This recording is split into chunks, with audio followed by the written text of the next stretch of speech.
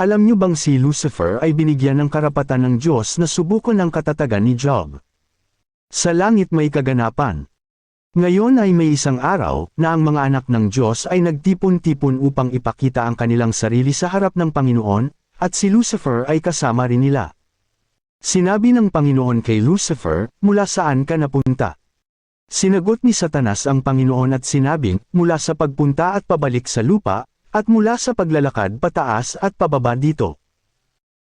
At sinabi ng Panginoon kay Satanas, "Napansin mo ba ang aking lingkod na si Job, na walang katulad niya sa mundo, isang walang kapintasan at matuwid na tao, na natatakot sa Diyos at tumalikod sa kasamaan?" Pagkatapos ay sinagot ni Satanas ang Panginoon at sinabing, "Natatakot ba si Job sa Diyos ng walang dahilan?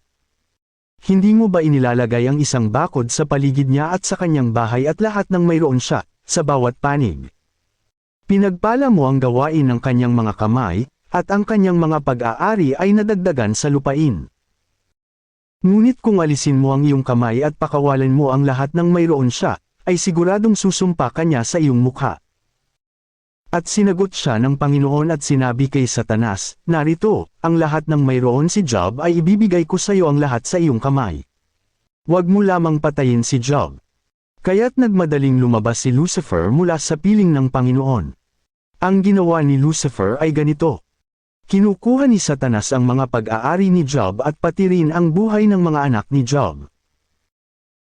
Ngayon ay may isang araw na ang kanyang mga anak na lalaki at babae ay kumakain at umiinom ng alak sa kanilang nakakatandang kapatid na lalaki, at mayroong isang messenger sa trabaho ang dumating at sinabing, ang mga baka ay dumarami at ang mga asno na nagpapakain sa tabi nila, at ang mga tao ay pumunta sa kanila at kinuha ang mga ito at sinaktan ang mga lingkod na may tabak sa gilid, at ako lamang ang nakatakas upang sabihin sa iyo.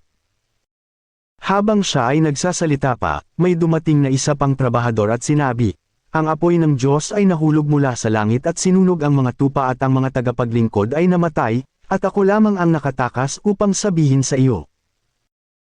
Habang siya ay nagsasalita pa, may dumating na isa pa at sinabi, ang mga Kaldeo ay bumubuo ng 3 pangkat at gumawa ng isang pag-atake sa mga kamelyo at kinuha ang mga ito at sinaktan ang mga lingkod na may tabak sa gilid, at nag-iisa akong nakatakas upang sabihin sa iyo.